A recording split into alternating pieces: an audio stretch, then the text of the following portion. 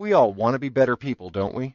I'm sitting on the deck of an Airbnb in a chilly, rainy Korce, Albania. It's my first full day here, and this move, leaving my home country, was part of that question.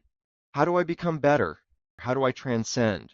We've heard of transcendence and ascendance before, and phrases like reach a higher plane of existence, and in media, like science fiction, ascension often means turning into pure light or consciousness or energy. But still, that doesn't really capture the essence of the experience in a down-to-earth way. So today, I'd like to bring that into clearer focus and come up with some paths to achieve them.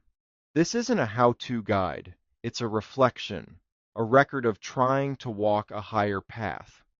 The truth is, there may be many such paths to this enlightenment, and since we don't have the opportunity to speak and learn from anyone who may have reached it, we're going to start at the beginning and find our own path.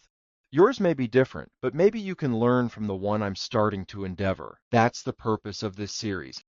Not to prescribe, but to share. To document my path and see if it resonates with yours. This first episode lays the groundwork. Future episodes will focus on one idea at a time.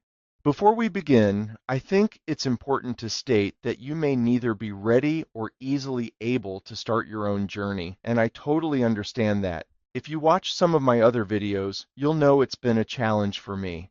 I'm Scott, by the way, not a guru, just a guy trying to be better. I'm from the United States.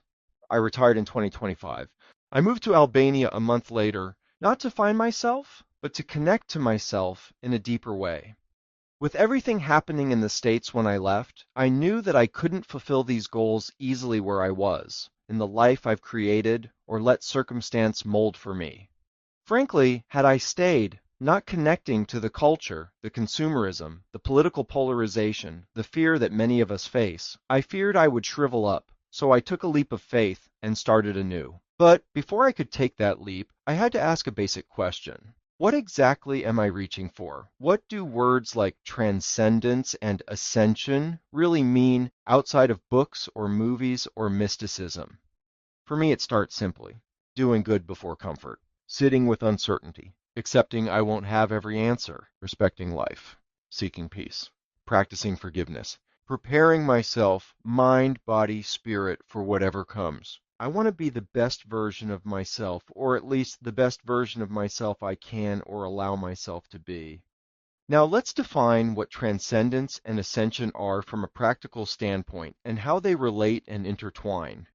Transcendence can be understood as the act of moving beyond the ordinary limits of thought, behavior, or identity, essentially rising above ego-driven patterns, emotional reactivity, or purely material concerns. It's a process of detachment from the distractions and illusions that keep us bound to lower modes of being.